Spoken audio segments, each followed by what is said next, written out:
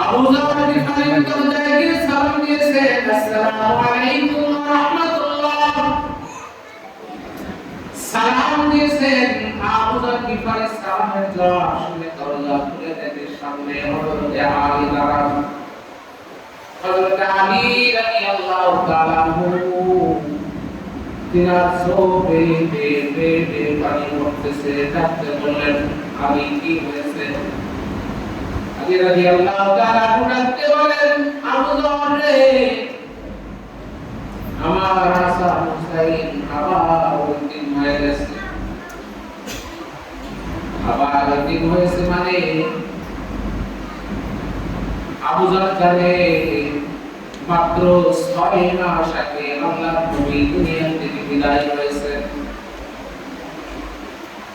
হযরতে হাসান হুসাইন আল্লাহর নবীর কলিজার টুকরা দৌহিত্র। হযরত হাসান হুসাইনকে এত মহব্বত করতেন, এত ভালোবাসতেন। হযরত হাসান হুসাইন নানাকে ছাড়া এক মুহূর্ত থাকতে পারতেন না।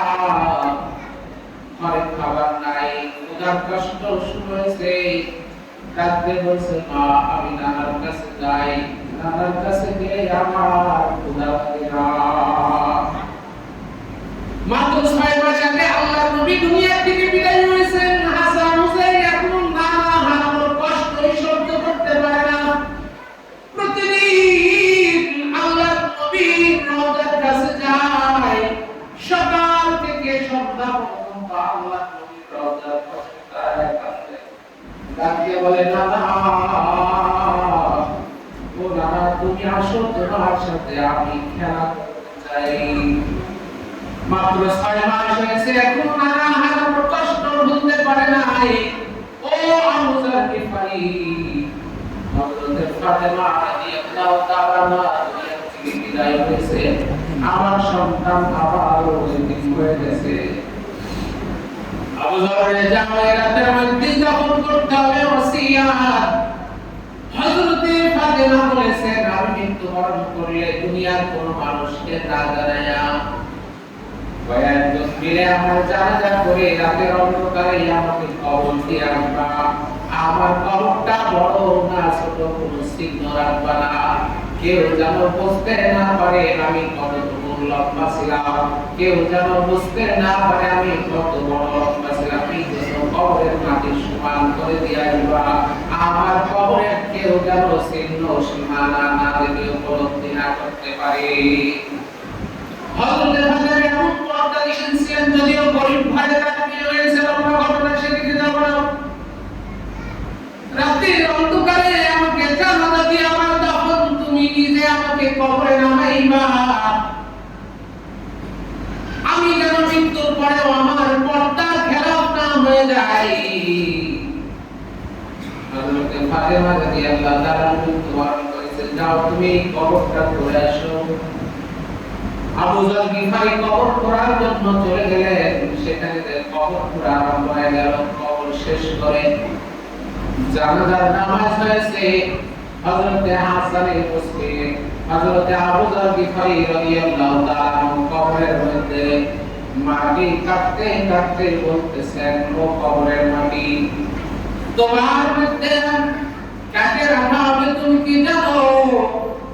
তোমার মধ্যে যাকে রাখা হবে সে সাধারণ কোনো আল্লাহর বান্দা না, সে হলো জান্নাতের সমস্ত নারীদের সর্দারী হবে।